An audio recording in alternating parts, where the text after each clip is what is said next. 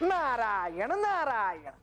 या विवाहाचे वैशिष्ट्य असे होते की प्रत्येक देवतेला स्वतःहून काहीतरी द्यायचे होते. श्री विष्णू आणि श्री लक्ष्मी मातेला ते काय देणार, परंतु हा सोहळा म्हणजे एक पर्वणीच होती.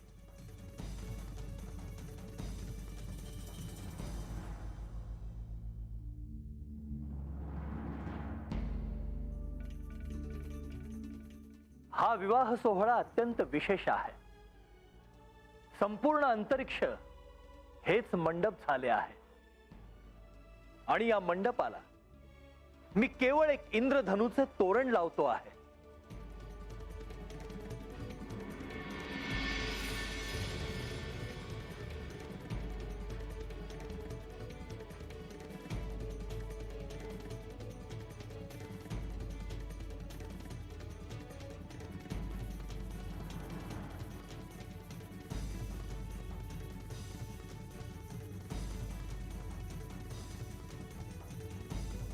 या विवाहासाठी सर्वजण तिथे उपस्थित होते, परंतु ज्यांच्या शिवाय हा विवाह सोहळा पूर्ण होऊ शकत नाही ते श्री महादेव आणि श्री पार्वती देवी तिथे पोहोचले.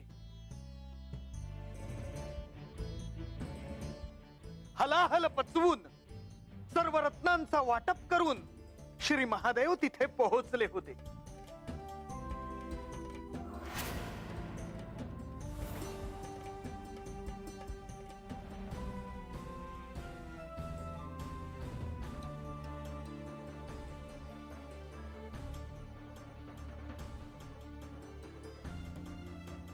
हे श्री महादेव आणि पार्वती देवी, या मंगल प्रसंगी मी आपले स्वागत करतो. हा विवाह सोहळा संपन्न होण्यासाठी समुद्र मंथन कारणीभूत ठरले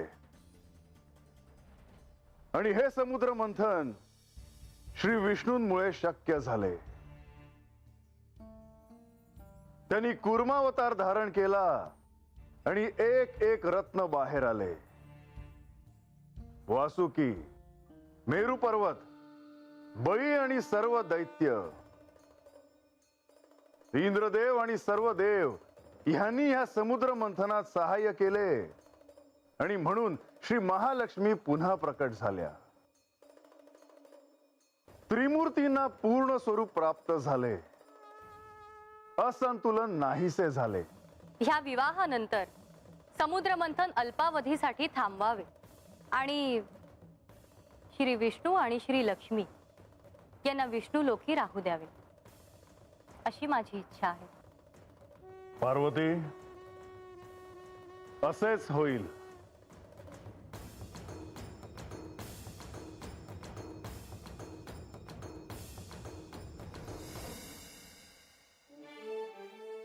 आणि श्री विष्णू आणि श्री महालक्ष्मी देवी यांचे आगमन झाले.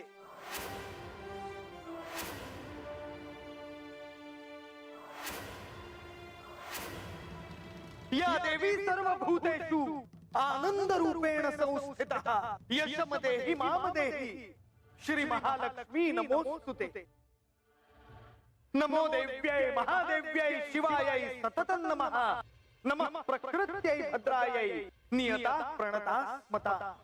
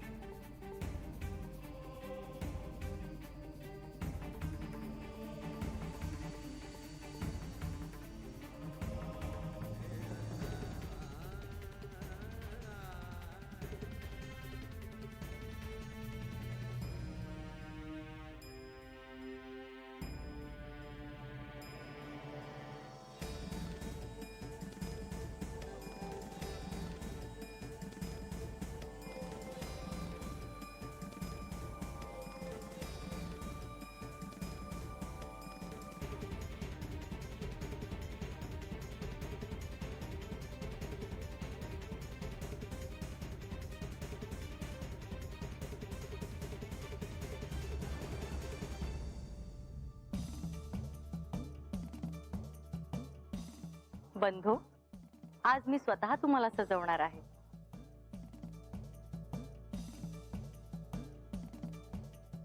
लक्ष्मी देवी, मी तुमचं स्वागत करते.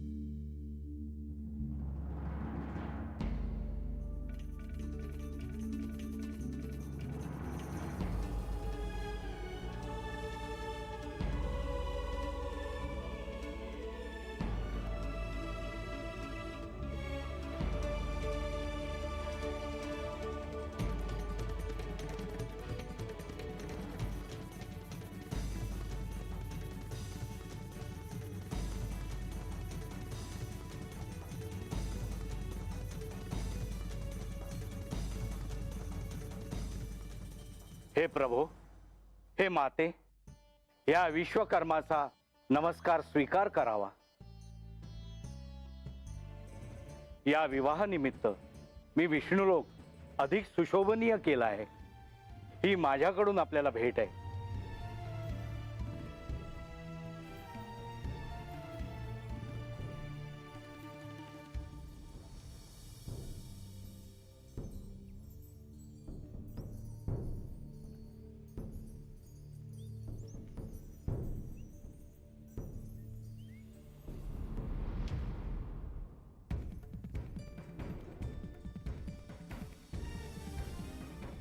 श्री लक्ष्मी देवींनी आपल्याला इष्ट वाटणाऱ्या भगवंतांनाच वर म्हणून निवडले.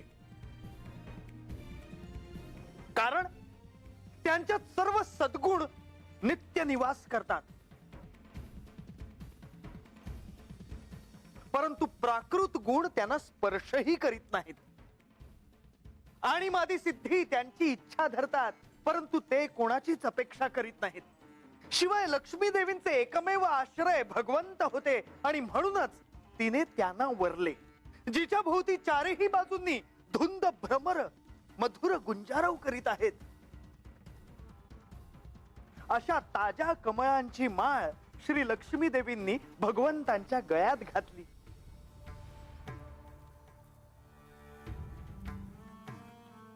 आणि लज्जायुक्त हास्याने शोभणाऱ्या नेत्रांनी आपले निवासस्थान असलेल्या त्यांच्या वक्षस्थळाकडे पाहत ती त्यांच्या जवळच उभी राहिली. त्रैलोक्य निर्मात्या भगवंतांनी जगज्जननी श्री लक्ष्मी मातेला सर्व प्रकारच्या ऐश्वर्याचे निधान अशा आपल्या वक्षस्थळावर त्यांना स्थान दिले. श्री लक्ष्मी देवींनी तिथे विराजमान होऊन आपल्या कारुण्यपूर्ण नेत्र कटाक्षांनी तिन्ही लोक, लोकपाल आणि आपल्या प्रजेची भरभराट केली. त्यावेळी शंख, तुतारी, मृदुंग इत्यादी वाद्य वाजू लागली. गंधर्व अप्सरांसहित नाचू गाऊ लागले. त्या सर्वांचा प्रचंड आवाज होऊ लागला. ब्रह्मदेव, रुद्र, अंगिरा इत्यादी सर्व प्रजापती पुष्पवर्षाव करीत भगवंतांचे गुण, स्वरूप, लीला इत्यादींचे यथार्थ वर्णन करणाऱ्या मंत्रांनी त्यांची स्तुती करू लागले. देव, प्रजापती आणि प्रजा श्री लक्ष्मी देवींच्या कृपादृष्टीने शील आणि इत्यादी उत्तम गुणांनी संपन्न होऊन सुखी झाले. हा विवाह सामान्य नव्हता. विवाहात अनेक विधी असतात. या विधीत अनेक देवतांचे आवाहन असते. ते सर्व देव तिथेच हात जोडून उपस्थित होते. मुनिवर, या विवाहात कोणी काय भेट दिली हे ऐकायला मला आवडेल. नारायण नारायण. देवा, आपण तिथे उपस्थित होतात, आपणच सांगावे.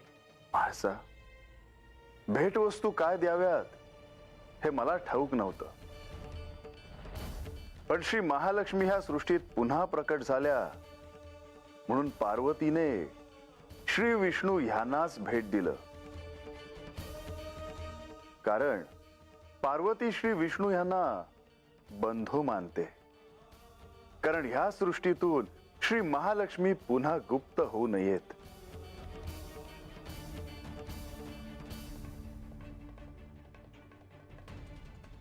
आणि तो क्षण आला. आकाशाचा मंडप झाला होता, वायूचा अंतर्पाठ झाला होता आणि मृत्तिकेची वेदिका. यज्ञाची आवश्यकताच नव्हती, कारण प्रत्यक्ष अग्निदेव तिथे उपस्थित होते. हातात कमळाच्या फुलांच्या माळा घेऊन श्री विष्णू आणि श्री महालक्ष्मी समोरासमोर आले.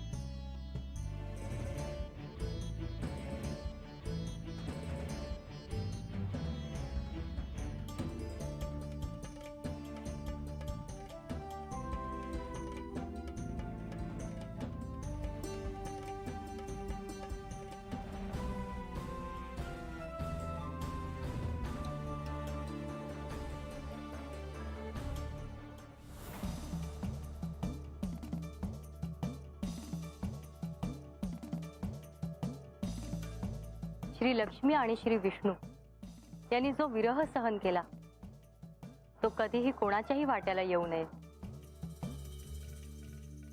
पार्वती, परीक्षा कोणालाही चुकली नाही. शेवट गोड होतो आहे ना, हे महत्वाचे. जगत पालक भगवान श्री विष्णू आणि आदिशक्ती श्री महालक्ष्मी हे कधीच विभक्त झाले नव्हते. ते विभक्त होऊच शकत नाहीत. ते एकच आहेत. हा मंगल सोहळा केवळ त्यांच्या एकत्र येण्याचाच नसून समग्र पृथ्वी तलावर नवचैतन्य आणि मांगल्य परतण्याचा आहे. या मंगल समयी आदिशक्ती महालक्ष्मीस वंदन करून मी प्रार्थना करतो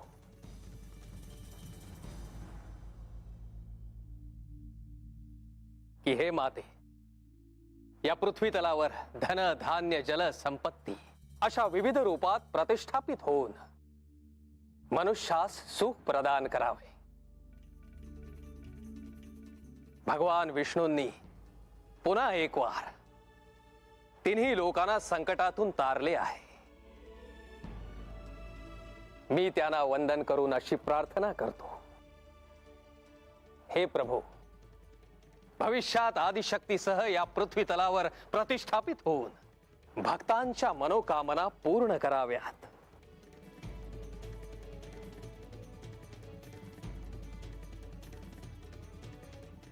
विश्वेश्वरी त्वं परिपासि विश्वम, विश्वात्मिका धारेसिति विश्वम, विश्वेश वन्द्या भवती भवन्ति, विश्वाश्रयाये त्वयि भक्ति नम्रः. गंगा सिंधु सरस्वती च यमुना गोदावरी नर्मदा कावेरी शरयू महेंद्र तनया चर्मन्वती वेदिका क्षिप्रावेत्रवती महासुर नदी ख्याता चया गंडकी पूर्णा पूर्ण जलहि समुद्र सरिता कुर्वन्तु वौ मंगलम् शुभमंगल सावधान तदेव लग्नौ सुदिनं तदेव ताराबलं चन्द्रबलं तदेव विद्याबलं दैवबलं तदेव लक्ष्मीपते ते गृहुगौ स्मरामि सुमुहूर्त सावधान शुभमंगल सावधान शुभमंगल